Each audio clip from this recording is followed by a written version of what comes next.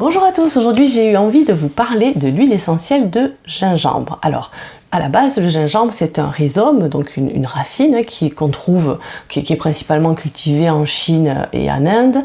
Et on connaît bien le gingembre, d'abord parce qu'on en trouve dans la cuisine asiatique, mais aussi parce qu'il a un côté aphrodisiaque qu'on connaît tous. Ce qui n'enlève pas son intérêt, évidemment. Alors, pour ce qui est de l'huile essentielle, en fait, elle peut être distillée avec des racines fraîches ou des racines séchées. Pas facile à dire, des racines séchées. Alors, c'est pas toujours mentionné sur le flacon, mais si vous avez la chance d'avoir cette mention, de voir cette mention apparaître, privilégiez plutôt l'huile essentielle de gingembre fait à base de racines fraîches parce que c'est beaucoup plus concentré. Donc, ça a plus d'intérêt. Pour ce qui est de son histoire, eh bien ça fait plus de 5000 ans que les Chinois l'utilisent, évidemment en cuisine, mais aussi en médecine.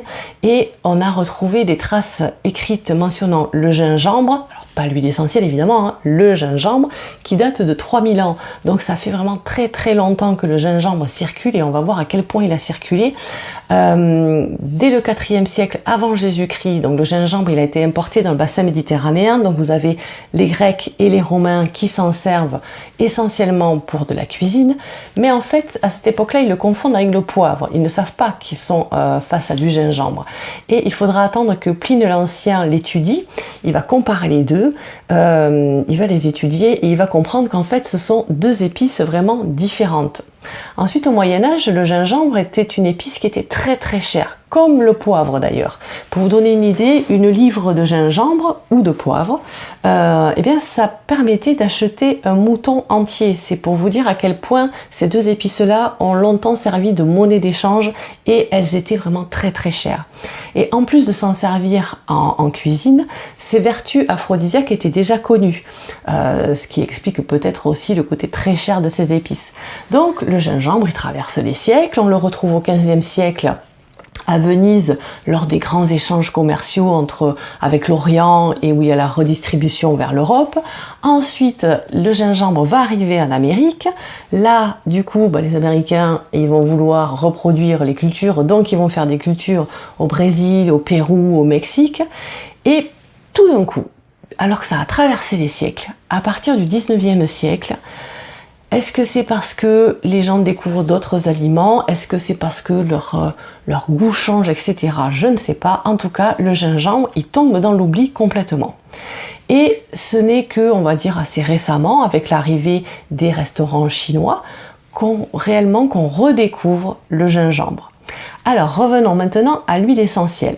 Alors on pourrait penser qu'elle va être puissante, voire même dermocaustique, parce que quand on mange du gingembre, ça chauffe, c'est assez fort. Eh bien non, l'huile essentielle de gingembre, elle est très bien supportée par la peau. Alors elle contient un petit peu de monoterpène, donc on ne l'utilise pas pure, on va la diluer dans de l'huile végétale. Mais à côté de ça, elle n'a pas forcément beaucoup de contre-indications, elle n'a pas de danger vraiment important. Alors, elle est très utilisée pour lutter contre les nausées. Donc on pourrait se demander ce qu'il en est pour les femmes enceintes. Alors là, ça dépend en fait des professionnels. C'est très partagé. Certains vont préconiser l'huile essentielle de gingembre contre les nausées, donc en début de grossesse, et vont dire c'est ok pour les nourrissons. D'autres vont prendre un petit peu plus de précautions en disant non, plutôt les femmes enceintes à partir de 3 mois, les enfants à partir de 3 ans. Voilà. Bon, alors c'est pas moi qui vais les départager, hein, c'est pas moi qui vais trancher.